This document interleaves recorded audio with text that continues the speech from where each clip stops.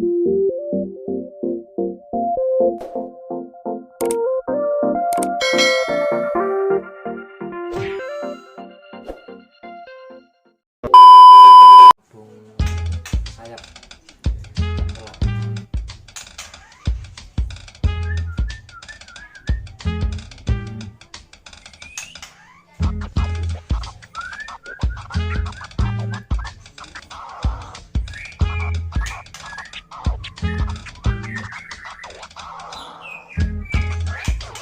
ini udah satu nomor. Ini kita akan membahas masalah perawatan murai dan memilih anakan murai yang bagus. Di sini saya bersama Mas Juna dengan dia pemilik ring, namanya Mas Atta BF. Nah, sekarang saya akan tanya jawab dengan Mas Juna cara memilih anakan yang bagus, terus cara rawatannya seperti apa. Saya mau nanya, itu kalau misalnya memilih anakan yang bagus itu kayak gimana Mas ya? Ya, satu pertama sehat, tidak cacat, itu dari fisik. Terus intinya budi ramping lah secara ini apa, secara kasat mata. Kedua, karakter kepala itu kalau jantan identik gede. Oh, jadi kepala sama badan harus nyatu gitu ya? Kepala sama badan harus nyatu gitu. Kalau prospek dari segi anakan tuh biasanya umur di atas 1,5 bulan itu burung udah, setahu saya udah belajar ngeriwik. Udah belajar ngeriwik Walaupun cuman sedikit-sedikit, tapi itu udah 1,5 bulan itu burung udah kelihatan ngeriwiknya. jadi mulai itu belajar udah belajar ngeriwik itu umur 1,5 bulan itu. 1,5 bulan ke atas itu burung udah yang bagus setahu saya itu yang prospek ya pasti ngeriwik Gitu. tapi kembali lagi kalau prospek itu indukannya juga ngaruh. Dari indukan harus benar-benar prospek juga. Iya, Terus kalau milih indukannya yang bagus itu dari segi cowoknya atau lakinya tuh? Cowok atau ceweknya maksudnya. kalau menurut saya sih dari jantan. Kalau apa itu untuk suara itu rata-rata nurunnya dari si jantan. Kalau betina itu tinggal nyetaknya jantan itu bagus nggak. Kalau jantan bagus, ceweknya itu bisa nyetak, itu insya Allah anaknya bagus. Tapi kalau walaupun dengan jantan yang bagus, kalau betinanya yang kurang bagus, anaknya juga standar. Tapi rata-rata setidaknya 80% bawa terah gen dari jantannya. Berarti intinya mah betinanya yang bagus ya. Betinanya bagus, jantannya lebih bagus lagi. Iya.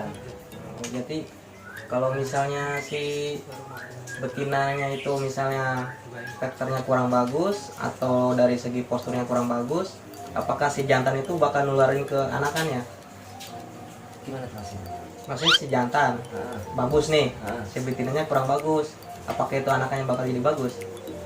Bisa juga bagus, tergantung. Kalau itu kan kita nggak tahu. Setahunya maksudnya kita kan manusia cuma sekedar gimana ya, sekedar prediksi ya.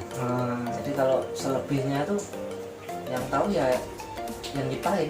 Gusti Allah. Iya. Cuman kan kita kan berusaha dan mengamati dari yang sudah. Jadi pengalaman dari pengalaman ya, belajar dari pengalaman. Itu untuk makanannya itu dia harus pramadi jodohin itu seperti gimana sih? Apa harus jangkrik atau harus purifikasi atau gimana? Kalau makanan banyak orang sih yang peternakan sekarang nggak cuma satu orang dua orang. Kalau saya pribadi itu fur itu ada tapi sangat sedikit, cuman buat jaga-jaga suatu saat kita lupa atau pakan alami yang kita sediakan habis, dia tidak sampai kelaparan, jadi biar makan fur itu. Tapi selama saya ternak itu insya Allah nggak pernah lupa jangkrik itu harus pasti.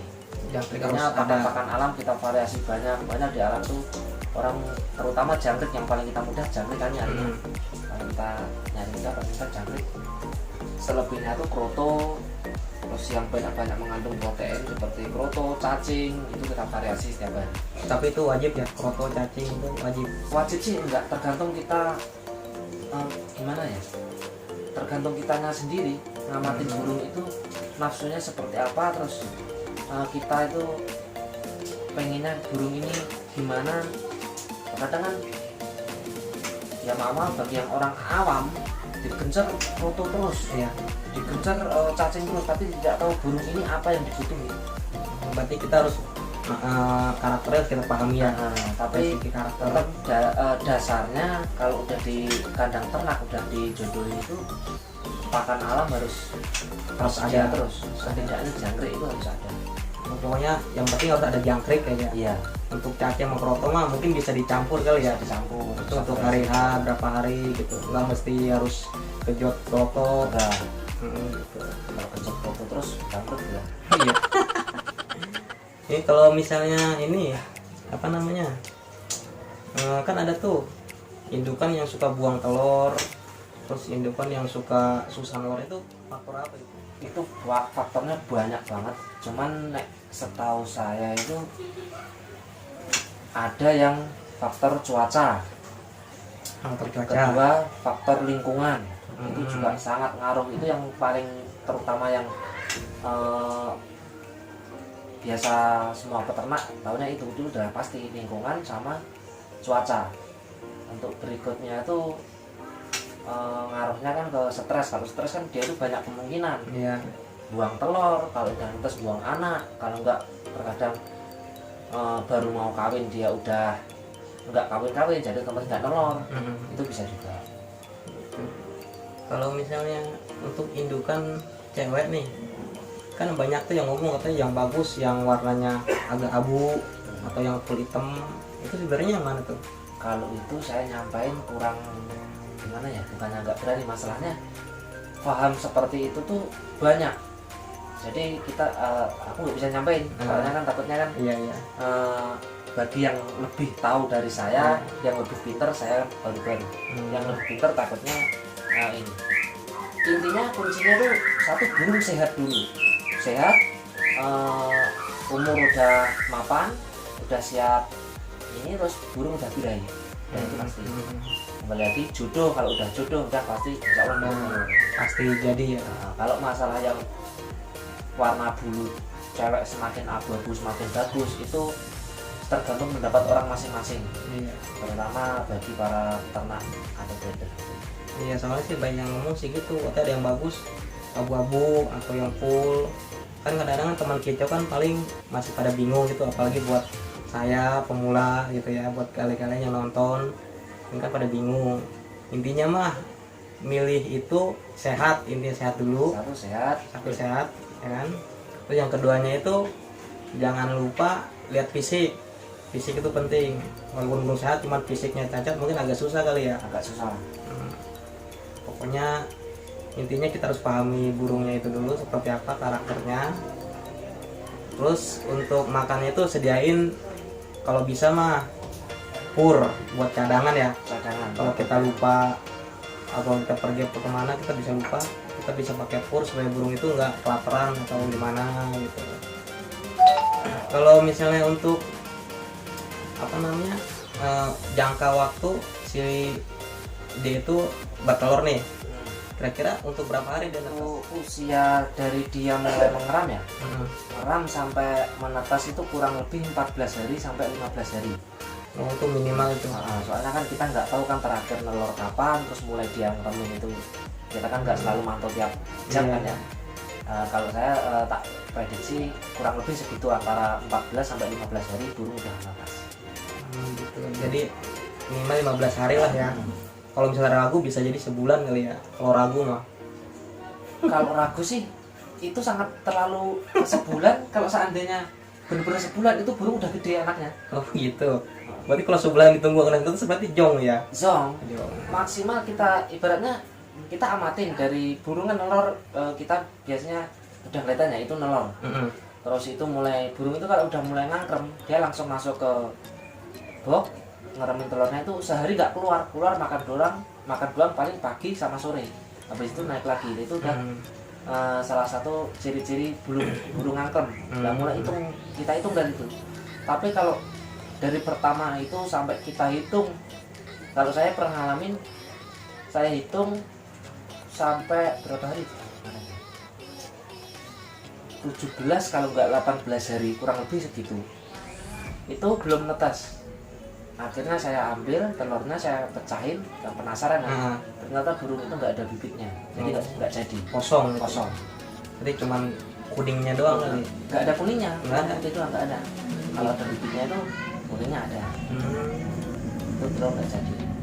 Itu kalau untuk apa namanya, kita mau misalnya udah netas, nah kita pengen kita lolos sendiri nih, dia itu anakan pertamanya apa kita kasih kroto atau campur dengan peracikan tadi apa? Pertama kali kita ngambil dari sarang, Iya. itu kalau saya langsung pakai pakan yang racikan tadi. Mau PM apa? Pur PM. Pur PM ya. Tapi banyak racikan kan, banyak merek, tergantung kebiasaan kita masing-masing. Kalau saya kan pakai itu, jadi bisa kita milih. Tapi bisa juga keluar habis kita ngambil dari sangkar itu kasih jangkrik atau kroto, seperti di posisi kandang. Kalau di kandang kan diolah sama induknya sendiri, itu juga bisa. Kalau mengolah itu banyak, tergantung ini ya, kebiasaan masing-masing. Itu sehari berapa kali ngelola itu? Kalau mengolah itu kita baru ngambil itu setiap 2 jam sekali. 2 jam sekali kita lolos 2 terus. jam sekali lolos, 2 jam lolos. Gitu. Kalau udah agak-agak besar mungkin waktunya bisa kita tambah lagi. Sehari bisa 2 kali gitu. 2 kali. Oke, untuk kawan-kawan STK Sangkir Kopi, cukup di sini wawancaranya bersama Mas Juna dengan ring apa? Ata BF. Yang mau mesen bisa, yang mau lihat-lihat dulu boleh.